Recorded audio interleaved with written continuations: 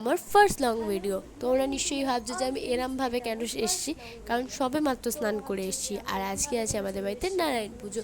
So ভাবলাম ভালো দিনে ভালো কাজটাই করা যাক, ওই জন্য আমি তখন রেডি হইনি। সো রেডি তো হতে হবে।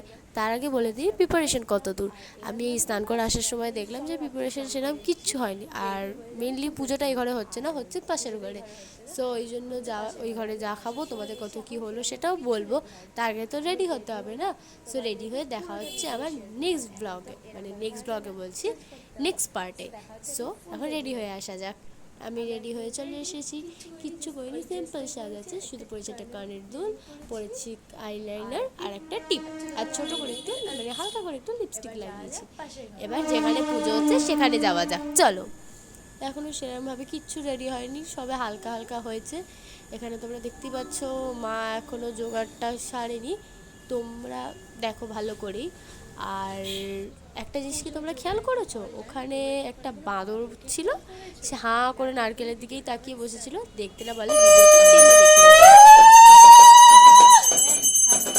দেখতেই পাচ্ছ ওখানে পুজো শুরু হয়ে গেছে। আমি ফার্স্টে তোমাদের সাথে কথা বলতে বলতে খেয়াল করিনি যে পুজোটা এরকম শুরু হয়ে গেছে, গিয়ে দেখি পুজো শুরু হয়ে গেছে। তো দেখা হচ্ছে পুজোর পরে।